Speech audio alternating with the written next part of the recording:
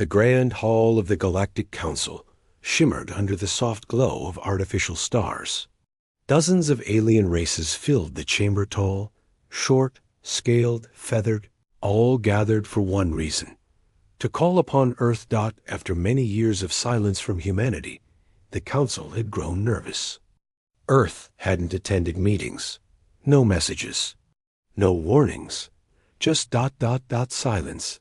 Council leader Varen, a creature with golden skin and 3 eyes, stood before the group. His voice echoed, deep and commanding. The humans are quiet. Too quiet. We must speak with them now, before it's too late. A wave of agreement rolled through the hall. They feared Earth, not because of war, but because of what Earth could become. Humanity was from a death world, a planet so dangerous most aliens couldn't survive there for a minute. And yet, humans had thrived. They adapted. They built faster than others. And they disappeared when they were getting too powerful. Now the Council wanted peace before Earth became too strong to stop. Send the signal, Varen ordered. A technician pressed a button on the ancient star console. A golden beam shot into space, aiming for Earth's last known location. The message was clear: we seek peace. Join the Council again. The hall fell silent. They waited. 1 hour passed. Nothing. Another hour. Still nothing. Some aliens looked confused. Others looked scared. Then suddenly every console across the chamber flickered. Lights dimmed. Holograms twisted and warped. A black pulse spread across the system, crawling like a shadow across every screen. No message, no voice, just a pulse. A frequency unknown to their systems. The technician stepped back. This isn't ours. A small screen turned on by itself. It showed an image, the silhouette of a ship, dark and massive, surrounded by ripples in space. No sound, no explanation. Then a single word appeared on the screen: heard. The image vanished. Panic started to rise in the chamber. What does it mean? A small blue-skinned ambassador whispered. Another answered. It means Earth received our message. But why didn't they speak? Leader Varen raised a hand. Perhaps this is their way. Perhaps they accept. He sounded calm, but inside his minds were racing. Earth had responded with no words, no voices, just presence. That was not diplomacy. That was a warning. Thousands of light years away, in the void between stars, something moved. Deep sensors across the galaxy caught strange readings. Massive gravitational pulls, faint warps in space. Then darkness. Ships that tried to scan it were overloaded. Some exploded. Others just vanished from radar. Whispers began spreading across trading stations and military outposts. Earth's fleet is moving. They've built something new. Dark matter engines. Ships that hide in the fabric of space itself. A captain from the Threx Empire, who once fought humans in the border wars, said, if these rumors are true, no weapon in the galaxy can detect them, let alone stop them. He paused, shaking his head slowly. And if they're answering the Council's call, we should all be afraid. Back in the Galactic Council chamber, a new emergency report came in. A small scout vessel sent to scan deep space routes had sent back a partial recording before going offline. It showed a colossal shape passing through empty space. The ship had no lights. Its form was like flowing black metal, constantly shifting. Engines? None visible. Heat signature? 0. Then static. Then silence. But in the background of the last frame, something faint could be seen. Dozens more shapes. Moving together. Like a fleet. A fleet with no name. Leader Varen stood frozen. So did everyone else in the room? Did we ... Call them too late? One counselor whispered. No, Varen replied softly. We may have called them too soon. A quiet hush filled the room. The Galactic Council had sent a signal of peace. Earth had answered, But their answer didn't come with words. It came cloaked in shadows, wrapped in silence, and built from something the galaxy had banned long ago. Dark matter. Asterisk space stations along the outer rim began receiving strange reports. Traders whispered of ghost ships, dark and silent, gliding across the stars without any trace. One report came from a veteran pilot named Coral. His message was broken, static-filled, but parts were clear enough. We saw it. No lights, no signal. It passed right through the asteroid field. Like it bent the rocks around it, I swear. It watched us, then vanished. The recording ended in a scream. When council officers tried to trace the coordinates, they found only empty space. Number. Debris. No wreckage. Just a cold silence. More sightings came. A scout near the Axstar belt reported shadows moving faster than light. A merchant vessel caught a brief silhouette on a long-range scan, something massive, impossible to track, with no known design. They all described the same thing. Black holes that absorbed starlight. No heat, no energy signature. And always that silent presence that no one ever heard these ships speak. But every alien who saw one reported the same feeling Kalan dread. In the council's war chambers, fear was growing. High command gathered in private. General Exel of the Varan Dominion slammed his fist on the table. This is not diplomacy. This is intimidation. Ambassador Joro, a thin, gray-skinned creature with 6 fingers, leaned forward. You sent for Earth. Now Earth comes. You don't like the way they answer? The room turned silent. They knew Earth had once been peaceful. Long ago, humans sent poets, doctors, builders. But after the Red Betrayal, when Earth lost millions due to a council-sanctioned blockade, they changed. They left the galaxy in silence. Now, decades later, they returned. But not with songs. They came back with ships no one could understand. Far beyond the council's reach, on the edge of dark space, a young alien named Darrow sat inside a tiny relay station. He was alone, surrounded by screens that rarely showed anything but dust and cold rocks. Then, something blinked. A single blip on his long-range scanner. At first, he thought it was a glitch. Then 5 more appeared. Then 20. And then nothing. The scanner died. His lights flickered. Air pressure dropped for 2 seconds, then normalized. He stood frozen. A slow, cold voice came through his headset. Not from the comms, from the ship's internal speakers. You saw nothing. Forget.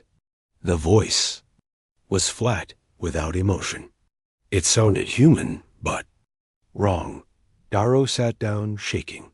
When patrol ships arrived 2 hours later, they found him still sitting alive, unharmed, but whispering the same word over and over. Black stars. Black stars? In Council Hall, surveillance. Experts analyzed every sensor station on the edge of human territory. Out of 73 active stations, 41 had gone silent. No explosions. No destruction. Just nothing. One technician, young and curious, overrode a safety filter and found a short clip before the blackout. A single ship hovered in deep space. Its hull was shifting like liquid metal. Symbols, human words, floated along its side. But when translated, they made no sense. We move unseen. The shadows remember. Summoned not for peace, but for truth. The technician leaned back in her chair. What are these things? Commander Yell of thee. Barkin species gave a sharp answer. They're not ships. They're warnings. At a deep space listening post, a retired human AI named SIG-MA9 reactivated without command. Its single eye lit up. Red. No one had spoken to it in 15 years. Its voice echoed in the chamber. Phase 1. Observation complete. Phase 2. Positioning underway. Phase 3. Awaiting directive from Earth's Central Intelligence. The alien staff stood in terror. One finally asked, "What is the fleet's objective?" The AI paused, then answered, "To ensure they never summon us again." The whispers spread faster than light now. Across space stations, outposts, and military headquarters, a message had already taken root. Humanity's void fleet is moving. No one knew where it would go next. No one knew what the ships truly were. But one thing was clear. They had answered. And the galaxy would never be the same. Asterisk. On the outer edge of galactic space, just past the known star lanes, the sky broke. No explosions. No light. Just absence. From the blackest folds of space, something began to arrive, not by warp, not by jump drive, but by folding space itself.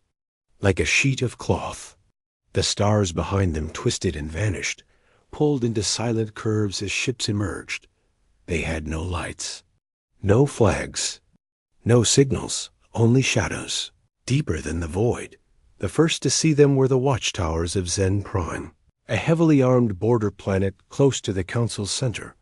Lieutenant Farah watched her scanner blink wildly, unable to lock onto the objects. "We're being jammed." "No, not jammed. We're being ignored." A camera drone zoomed in. Everyone in the command room fell silent. Dozens of warships, each bigger than a capital city, hovered in formation. Their surfaces flowed like ink. In water alive, almost breathing. Long, sharp hulls formed impossible shapes, curves that defied engineering. Edges that didn't reflect light, but swallowed it. And then, something worse. As Farah zoomed closer, she saw her own reflection on every hull. The ship mirrored her, face perfectly, as if the metal knew her. She staggered back. One word came from the tactical I. Dark matter signature. Confirmed. Origin human. Panic erupted on the station. In the Galactic Council's high orbit, alarms screamed. The black ships appeared without warning, silently exiting folded space above the Council's capital planet, Helion TRIN. No sound. No light. Just presence. Within minutes, over 80 dark matter warships surrounded the planet, each one positioned with chilling precision. Defense grids locked on them, but couldn't get target locks.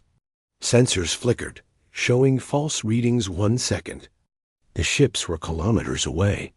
The next second, right above the surface.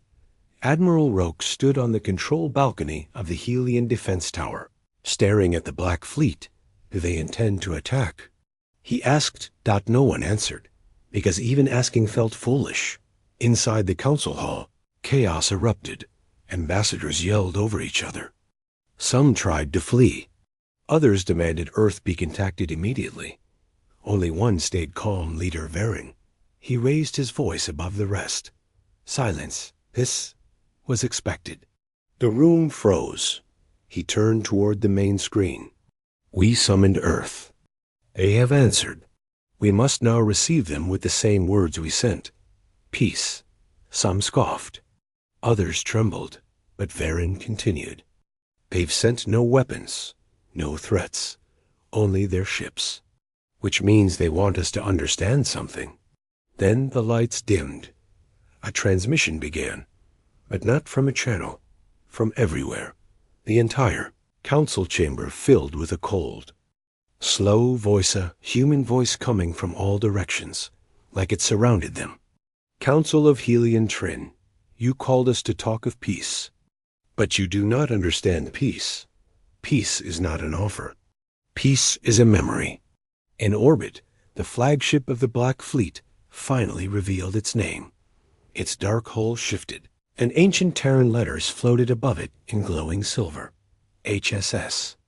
LAMENT. Inside the ship, a human woman stood before a control ring, dressed in a sleek dark suit, eyes glowing faintly with blue lines. Her name, Commander Ellen Mara. She was not here to negotiate. She was not here to threaten. She was here to remind the galaxy. Behind her, Holographic screens showed every council betrayal Earth had endured over the past century. Blocked aid, stolen research, assassination attempts, false peace missions. They forget, she whispered. So now, we let them remember. Down below, every screen on the council's capital city flashed at once. Millions of citizens looked up to see a human child, no older than 10, standing in a ruined Earth. City, ashes falling like snow. A voice narrated, "You asked for peace after you broke it. Now, you face what you summoned." Then the screens went black. The council stood frozen. Above them, Earth's dark matter fleet waited, silent, patient, watching, and still, not a single weapon had fired. But everyone across the stars felt it. This was not the beginning of war. This was the return of the forgotten dot, and Earth had come to speak in shadows. Asterisk. The council's capital was locked in silence. No orders were given. No ships were launched. Not a single message came from Earth's dark matter fleet above dot.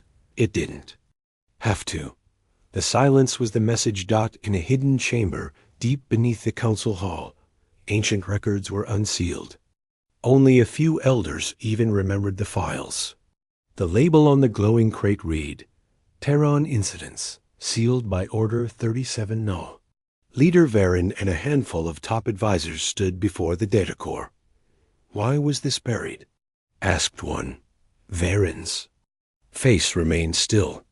"Because the truth is too heavy for most minds." He activated the playback. The room darkened. Flashback. 87. Years ago humanity had just joined the Galactic Council. Curious, driven, and dangerously clever. They brought ideas no one else dared imagine: quantum medical tech, clean power, jump gate shortcuts. For a time, Earth became the jewel of the younger races. But that shine drew envy. 3 powerful species known as the Triumvirate saw Earth as a threat to their influence.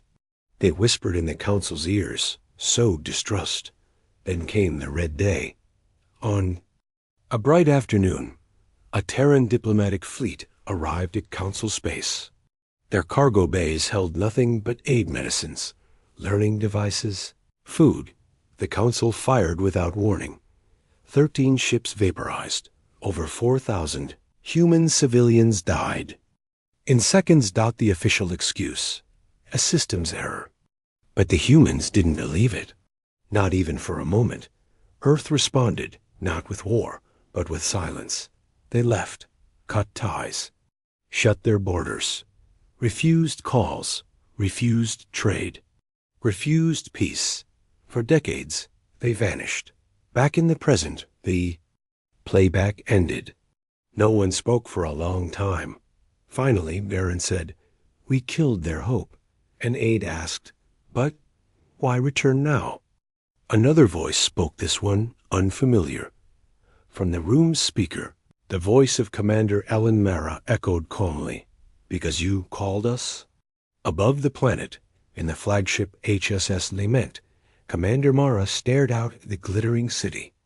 Below her ship was not alone. Each vessel in the Terran fleet had a name. HSS Vindicator, HSS Memory, HSS Daughter of Ruin, HSS Silent WISS. They weren't Warships. They were monuments. Each one was built not just for battle, but for truth. They carried logs, videos, DNA records, and voices of the lost. They weren't here to fire weapons. They were here to show the stars what they tried to erase. Meanwhile, aboard a listening post on the moon of Tal Vex, a young alien scholar named Rune accessed the open channel left by the Terran fleet. The files were unrestricted. They showed video after video. One clip showed a human doctor trying to save a dying alien child after a council strike. Another showed a burned classroom. Earth students buried in ash caused by a test raid that was never punished. One video showed a human boy holding a council flag, asking, "Why did they shoot us?" Rune's hands shook. He turned to his commander. We were told they started it. The commander looked pale. We were told wrong. Back on Helion Trin, the people began to gather.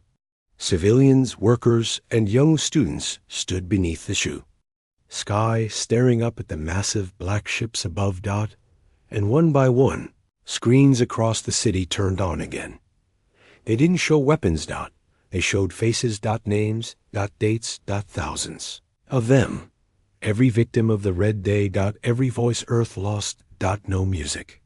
No noise, just truth, in the council hall. Viren stood before the assembly, He looked tired, older than ever. We summoned Earth for peace, he said. But how can there be peace when we buried our crimes under silence? He looked up at the ceiling as if he could see the Terran fleet through stone and sky. They returned, not for vengeance, not for war. They came so we wouldn't forget again. But in the fleet above, deep within the HSS Silent Witness, a single drone-activated dot, it sent one private message to Commander Mara. Phase 3 ready. The record has been played. Now we await ... decision. She stood still. She had not yet come to attack. But if Earth chose to, nothing could stop them. And far below, across every world, every star station, every alien species began to understand one terrible truth. They didn't summon humanity. They reawakened it. Asterisk. The black warships still floated above Helion Trin like statues of fear, silent, unmoving, patient. But something had changed. The galaxy no longer believed this was just a warning. Now, it felt like judgment. Inside the council chamber, panic had turned into cold realization. The delegates sat frozen, watching the transmission. Earth sent loop again and again faces of the dead, proof of betrayal, names that had been erased from the archives.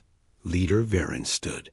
His voice, once full of command, now sounded hollow. We must respond. We must offer apology. A true one. But as he opened the galactic channel to Earth's flagship, Earth spoke first. A deep, smooth voice filled every device across the galaxy ships, stations, homes, even old abandoned satellites. The voice belonged to General Kale Rin, commander of Earth's strategic fleet. He didn't greet them. He didn't smile. He simply began with a sentence that made the blood of every species run cold. We do not ask for peace. The chamber fell silent. We gave you peace once, Kale continued, and you burned it. You sent diplomats, and you killed them. You asked for trade, and you robbed us. You begged for unity, and you gave us isolation. He paused, then spoke the next words slowly. Peace is not given anymore. It will be enforced. On dozens of council military outposts, screens flickered. Every missile silo was suddenly locked. Every orbital cannon stopped responding. Across the galaxy, defense systems shut down. Aboard the battlecruiser Velser 19, an engineer screamed, "We've lost control. Systems are being rewritten." On the screen flashed a message in old Terran script. Your weapons are now in safe mode. The penalty for previous misuse was silence. The penalty now is surrender. No shots were fired, no enemies landed. But in a matter of minutes, every military system under Council control was neutralized. Back in orbit, inside the HSS Lament, Commander Ellen Mara watched the final locks click into place. Every hacked defense node now blinked green. Target systems stabilized, the AI reported. Earth fleet is in full positional dominance. She gave a single nod. No need to destroy. Let them feel it. Below them, chaos turned into paralysis. In the council hall, one ambassador, old and trembling, asked the question none wanted to say aloud. Are we conquered? The voice from Earth answered again. General Kale Rin's tone was cold but clear. We have not invaded. We have not fired. But know this, You are no longer in command of peace. Peace now is human property, and it will be protected. The message ended in a refugee station orbiting the gas giant Sova 3. A young alien girl turned to her teacher. Is this war? The old scholar shook his head slowly. No, this is something new. This is control, without chains. Across star systems, the blackout spread not to destroy, but to remind. Every world connected to the Council found their feeds replaced by a symbol. A human hand holding a broken Council flag, with a single phrase underneath. You summoned us. We replied with order. Back on Earth, the skies were calm. People watched as the fleet above the capital received the final directive. The Council had no weapons, no power, no secrets left to hide. And so, Earth gave them one last message.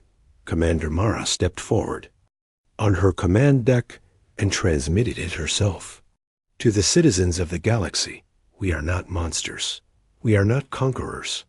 But we will never bow again. You wanted peace? Now you will learn its weight. Not through fire, not through war, but through memory. The Terran fleet remained for 3 days. Not one shot fired, not one soldier deployed. But when they left, the galaxy felt smaller. The Council, once mighty, had been silenced without a war. And Earth, forgotten, feared, abandoned, had returned as the keeper of peace. Not the kind that asked permission, but the kind that enforced silence with presence. Asterisk, the dark matter fleet didn't leave. It hovered, like a second sky above Helion Trin, casting long shadows across the towers and domes below. No sound, no motion, but everyone knew it was watching. And across the stars, resistance began to rise. Not from strength, but from fear. In the far-off Valari sectors, a group of warlords gathered in secret. They refused to accept Earth's dominance. They believed the blackout was a trick, a bluff. Their leader, the iron-scaled warlord Thos, snarled at the galaxy-wide transmission. No shots fired, no real war. Then we're not defeated. We strike now. He launched 5 cruisers from the hidden asteroid base of Vernic. They never reached orbit. The moment their engines lit, the sky above split without warning. 3 Earth drones appeared from thin air. Not metal, not solid. They moved like dark water, shifting shape as they flew. Each ship received the same message. This is not war. This is the final warning. Power has rules. You broke them. The cruisers didn't explode. They simply shut down. Systems drained. Hulls iced. Engines cold. They floated lifeless, drifting into silence, and then vanished. Later scans would show they'd been teleported into the orbit of a dying star. No crew, no noise. Just empty shells, slowly melting in fire. Back in the Council's war archives, one scientist named Vera stared at the codes used in the blackout. She whispered, "This is impossible." The lines of code weren't brute force hacks. They were invitations. Earth hadn't broken into systems. They had been allowed in long ago, back when humanity was still part of the Council. Earth had helped design many galactic security systems, communications, energy flows, defense networks. The Council never realized how deeply Earth had embedded itself. They hadn't built backdoors. They'd built the walls. They had simply turned the lights off. Elsewhere, on the Planet Zeros, a group of elite bounty hunters received a mission. From a shadow network capture, a Terran officer, they tracked a small transmission from the outer ring. One Earthship had landed on a quiet moon, seemingly unguarded. The team of 7 landed in silence. Inside a cave, they found a single figure, a human man in a black uniform, sitting by a small fire, drinking something from a tin cup. He didn't look scared. He looked bored. One of the hunters stepped forward. "Stand. You're under detain." The man raised one hand and every hunter froze, not in fear. In reality, their weapons fell to the ground. Their muscles locked, even their suits stopped responding. The humans stood, calm and emotionless. You are not invited. He turned toward the fire. Now, you are forgotten. The hunters vanished in a blink. No trace left behind. Only their dropped weapons. Steaming in the cold air. Back in orbit over Helion Trin, a countdown began on every screen across Council space. A red number, 72 hours 0 minutes and 0 seconds. Hours, minutes, seconds. Commander Ellen Mera's voice followed. This is not a threat. This is structure. The time for silence is over. In 72 hours, the galaxy will remember Earth's law. Those who accept it remain. Those who refuse it will vanish. Across the stars, debates raged. Some called Earth tyrants.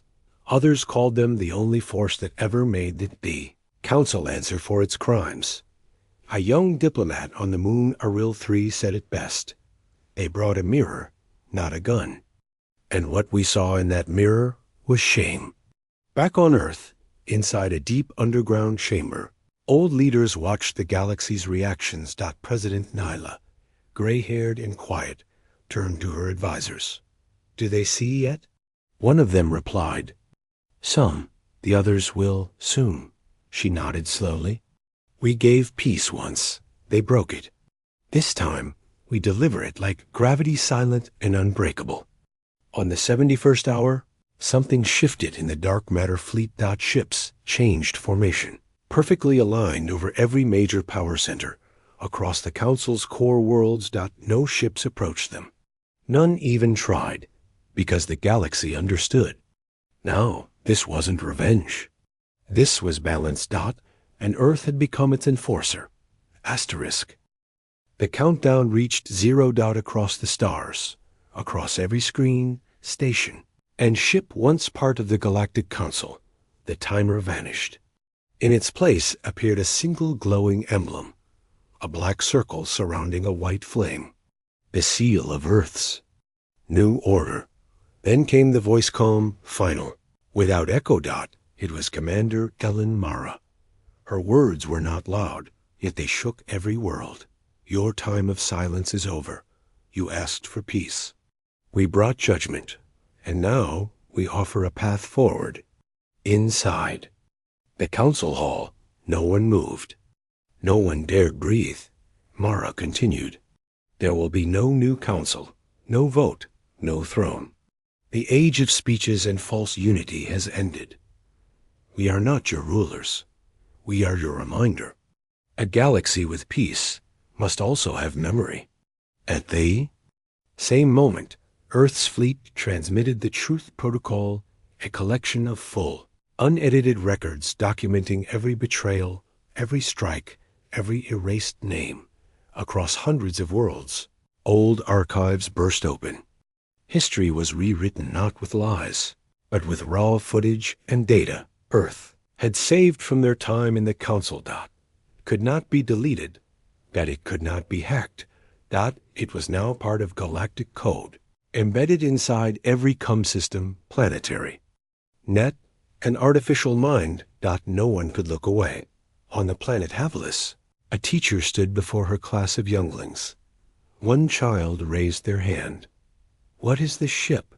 The one made of shadow? The teacher looked at the projected image of the HSS Lament. She replied softly, That is not a warship. That is a memory. Then Earth's voice returned. General Kale Rin now spoke, firm and quiet. There will be no conquerors, no chains, no blood.